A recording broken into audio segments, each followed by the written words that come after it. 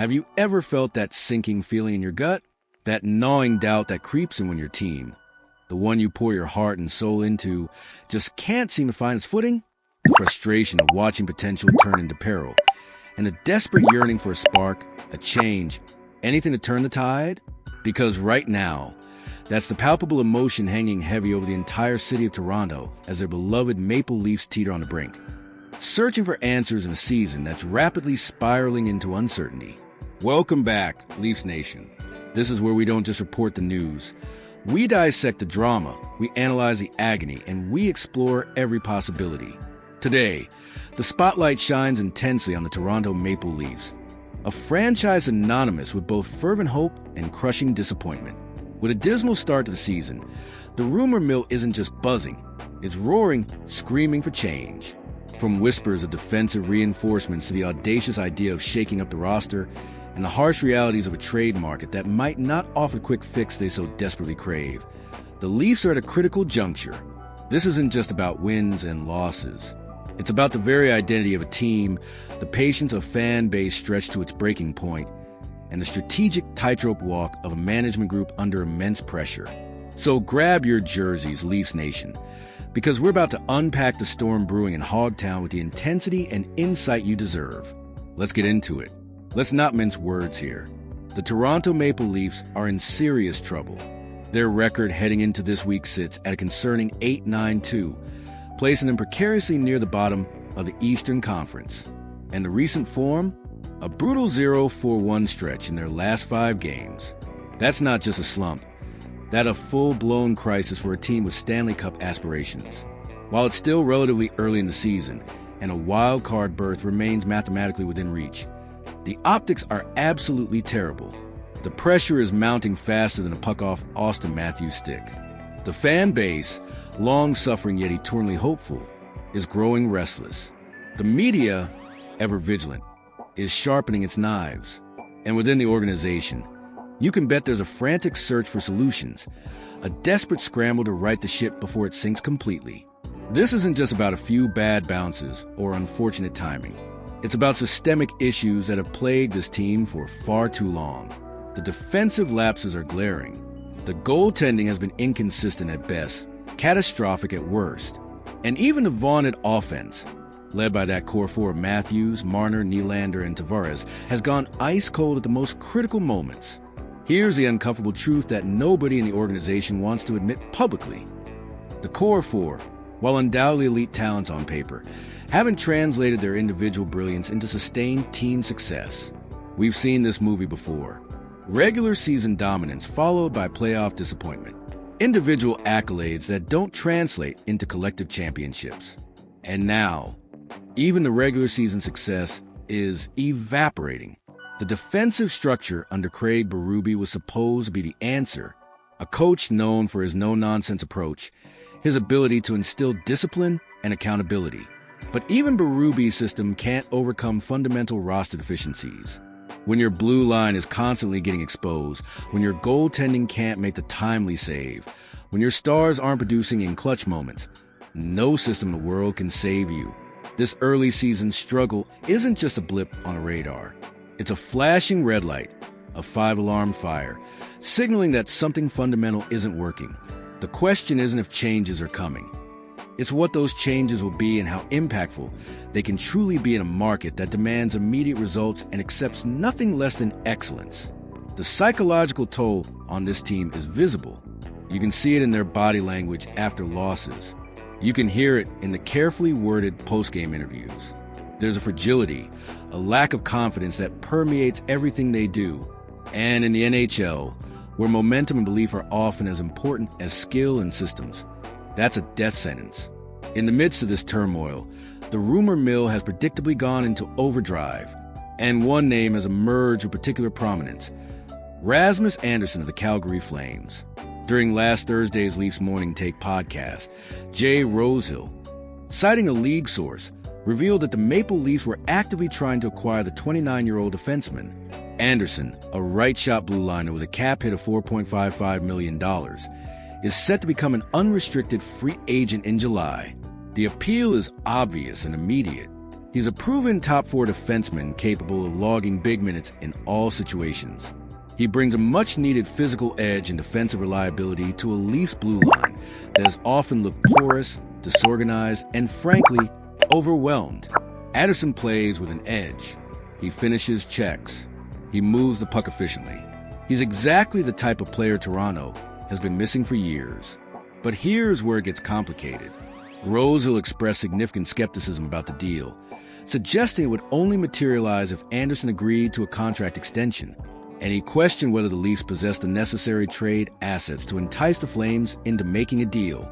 Fast forward 2 days, and Sportsnet's Elliot Friedman, another titan of hockey insight, corroborated the Leafs' past interest, stating they attempted to acquire Andersson last season but failed.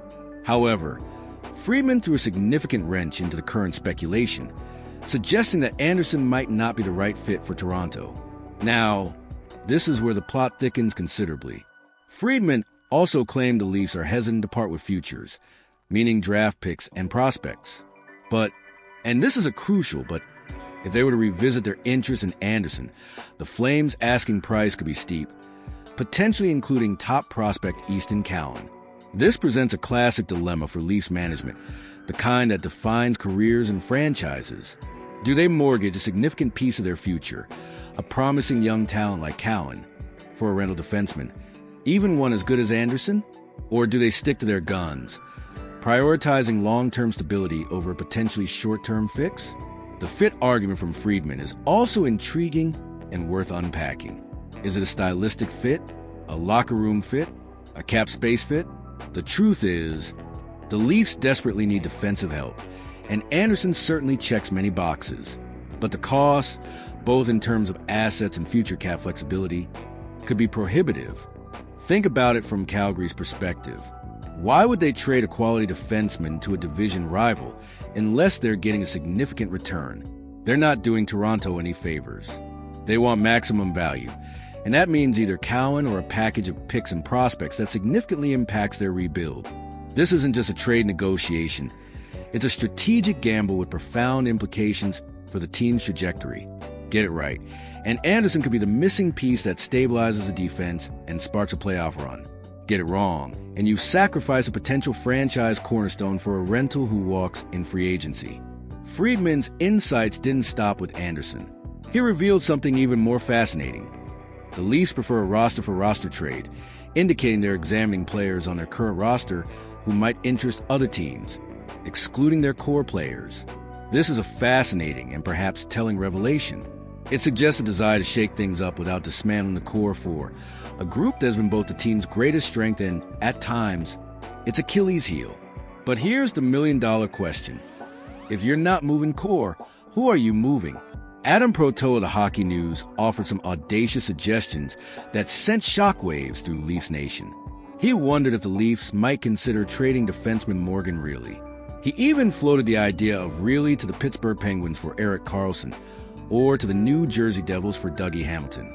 Now, this is where the conversation gets truly spicy and enters the realm of blockbuster speculation.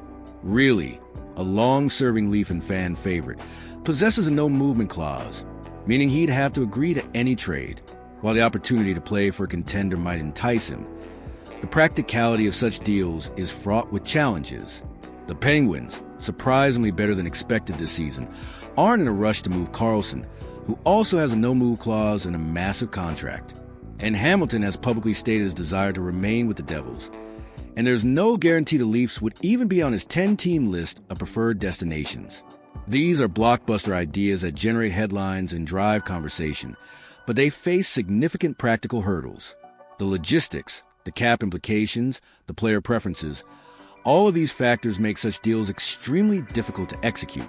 Proto also suggested veterans like center Max Domi and defenseman Chris Tanev could be trade candidates, along with depth forwards like Kaye Jarnkrok, Nick Robertson, Bobby McMahon, and potentially others. While these players could certainly be moved, the harsh reality is that they won't fetch the kind of returns that could provide a significant immediate boost to the roster. This is the tightrope management walks every single day. They need impact. They need game changers. But their most valuable trade chips, the core four, are seemingly off limits. and their secondary assets might not move the needle enough to justify the disruption of making a trade. It's a classic catch-22, a situation where the desire for change clashes violently with the practical limitations of the trade market. The question then becomes, can incremental changes truly solve fundamental problems? Or does this team need a seismic shift that nobody in the organization is willing to make? Amidst all this trade speculation, there are two names that consistently emerge as highly coveted by other clubs, yet are among the least likely to be moved out of Toronto: promising prospect Easton Cowan and power forward Matthew Knies. Terry Coson of the Toronto Sun recently highlighted this dichotomy, and it's worth examining in detail. Cowan, a dynamic forward with immense potential, represents the future of the franchise, a player whose development is crucial to long-term success. Knies, already making a significant impact at the NHL level with his size, skill, and tenacity, is seen as a vital piece of both the current and future puzzle. This stance by the Leafs is understandable and, frankly, the right call. You don't trade away your future for a potentially fleeting present, especially when that future looks as bright as Cowan's and Knies. They are the building blocks, the players who will carry the torch for years to come. They represent hope beyond the current core, a new generation that might finally deliver what the city has been waiting for since 1967. However, this commitment to their young talent further restricts their options in the trade market. If the core is untouchable and the top prospects are untouchable, then the pool of available assets to acquire a game-changing player shrinks dramatically. It forces management to get incredibly creative, to find value where others might not see it, or to make difficult decisions about players who are currently on the roster but perhaps not living up to expectations. It's a delicate balancing act, prioritizing long-term vision while desperately trying to address immediate shortcomings. The fans want a winner now. They've been patient for decades. They've endured heartbreak after heartbreak. But the organization is also trying to build a winner for the next decade, not just the next few months. These two objectives don't always align, and that's where the tension exists.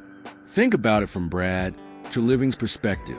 He inherited a team with massive expectations, a core that's been together for years without playoff success, and a fan base that's running out of patience. Every decision he makes will be scrutinized, criticized, and debated endlessly. The pressure is immense. So as the Toronto Maple Leafs navigate this turbulent period, what's the overarching message? It's a story of a team at a critical inflection point, standing at a crossroads where every decision carries enormous weight. The early season struggles are undeniable and impossible to ignore.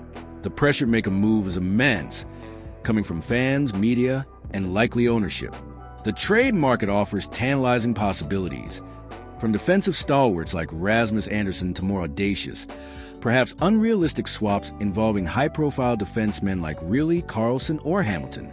But the reality of trade assets, salary cap constraints, and no movement clauses makes any significant roster shakeup a complex, high-stakes endeavor fraught with risk. The commitment to young talents like Cowan and Knies is admirable and strategically sound, but it also limits the immediate firepower they can acquire through trades. This isn't just another slump that will correct itself with time and patience. This feels different. This feels like a defining moment for the current iteration of the Toronto Maple Leafs. Can they find a way to spark a turnaround from within? Can the core four finally deliver on their immense potential? Or will management be forced to make a bold, perhaps unpopular move that fundamentally alters the team's composition? The answers will shape not only the rest of the season, but potentially the next several years for the storied franchise. The fans are waiting, holding their breath, hoping that the next chapter brings not just change, but genuine, lasting success. Because Leafs Nation has waited long enough. The patience is wearing thin. The time for excuses has passed. What do you believe is the most crucial move the Leafs need to make right now?